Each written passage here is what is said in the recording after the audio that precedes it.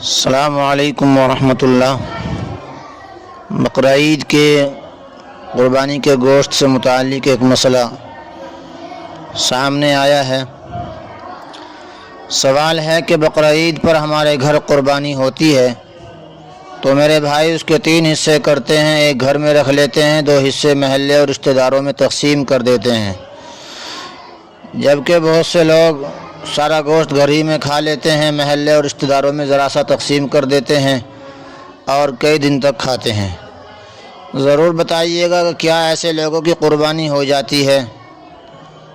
سمجھ لیجئے جواب یہ ہے کہ آپ کے بھائی جس طرح کرتے ہیں وہ بہتر ہے، یعنی بہتر طریقہ یہ ہے کہ قربانی کے گوشت کے 3 حصے کیے جائیں، ایک گھر میں استعمال کیا جائے، ایک محلے میں تقسیم کر دیا جائے، ایک رشتہ داروں میں تقسیم کر دیا جائے۔